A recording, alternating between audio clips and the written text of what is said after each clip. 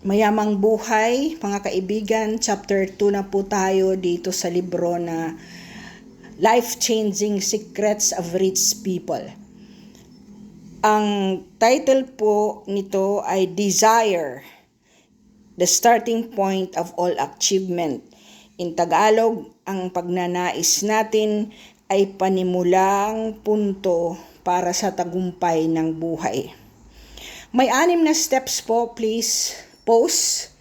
I-post niyo po ang pakikinig sa akin at kumuha ka ng notebook or ballpen at papel para sulat mo ang aking mga sinasabi. Ang unang tip. Define a definite amount of money that you would want to have. Example, meron akong 100,000 by January 2025.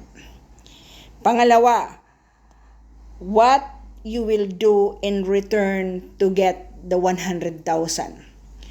Ito ay makukuha ko sa aking kinita sa aking sari-sari store sa December this year, 2025, at ako'y makakalikom ng ganitong pera. Number 3, definite date. Ibig sabihin, may definite date ka kung kailan mo makukuha ang 100,000. At pang-apat, plano. So, probably gagawa ka ng mga ibebenta mo para sa Christmas para dumami ang kita mo at pera mo. Pang-5, ilalagay mo yan sa harapan mo, ng higaan mo, ng papel na babasahin mo. Number 6, umaga pagkagising mo at gabi bago ka matulog. Ulit. Example, ako ay marunong mag-manicure at pedicure. Ako ay may employer lang. Nagtatrabaho lang ako sa isang parlor.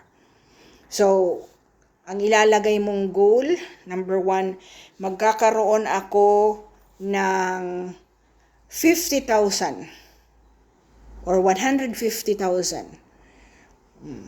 para makagawa ng aking parlor. At ito ang mga gamit na kukunin ko. Makukuha ko ang 150,000 na to dahil bukod sa aking pangingimpleo, ako ay gagawa ng extra work sa pag-iikot ng aking mga kliyente. So, isulat ito at babasahin mo umaga, after you pray, umaga, na magkakaroon ka ng 150,000 or ilang amount pagkagabi bago ka matulog pagkatapos mong mag-pray. Itong author neto may specific na kwento tungkol sa pag-asa, pananampalataya, lakas ng loob, at magparaya. Okay? Sabi niya, every adversity brings with it the seed of an equivalent advantage. God moves in mysterious ways and His wonders to perform. Ang istorya nito ay nagkaroon siya ng eldest son na walang tainga. Inborn po na walang tainga. Pero hindi siya nag-stop mangarap na makakarinig din ang bata. Nung 2 taon na ang bata, pinapakinig niya ng mga record at music. So, he found out na kahit walang tainga ay nakakarinig. In-enroll po niya ang bata. Ang gusto ng mga paaralan, doon siya sa isang special school ng sign language. Pero sa pananampalataya niya at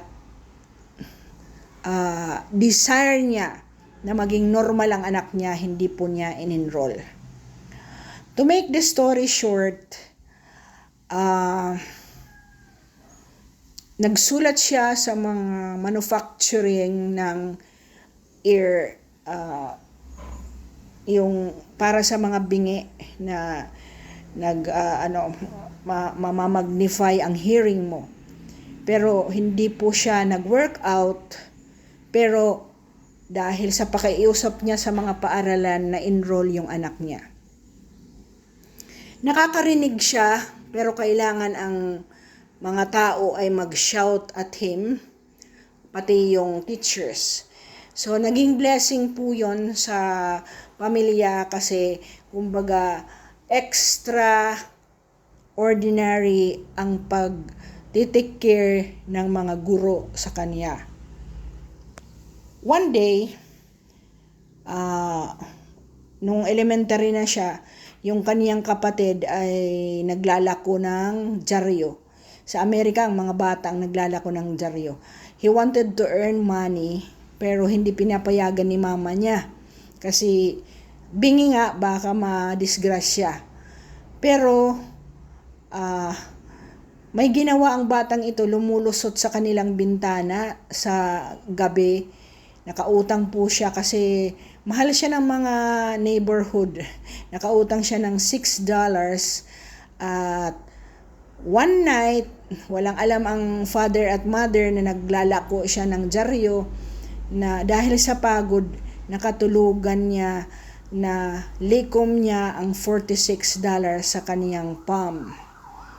Kinuha ng mother, umiyak si mama na kahit hindi niya pinapayagan ay naglalako ng dyaryo ang kaniyang anak.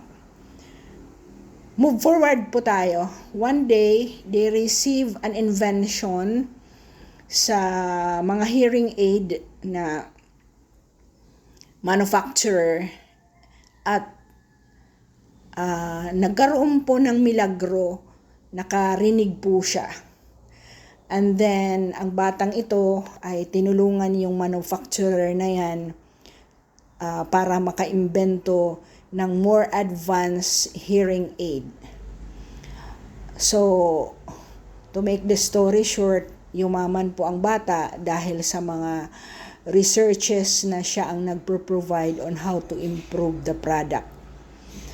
Yan po ang sinasabi natin. Ang infirmity po natin ay hindi makakapag-hold sa atin kung ano ang magiging tayo kung tayo ay hindi nag-i-stop ng ating mga pagnanais. Uulitin ko po, define an amount of money that you want, what you will do in return, definite date kung kailan mo gusto mangyari yan, meron kang plano kung paano mo makukuha yan, write the goal, isa lang, paisa-isa lang muna. Then, say the goal morning and evening para mas po tayo, mas strong po kung yan ang goal ng family, then everyone must say it together. Kung ikaw man gustong mong makapunta ng abroad, then you say the same thing. Put it in writing. In my first segment of this book, I told you, ilagay ang sulat. Halimbawa, gusto kong maging cum laude. It worked for me. Kung alam ko lang, mas malaki pa dapat ang ginagawa ko. Dream the biggest, put it in writing, and say it over and over again.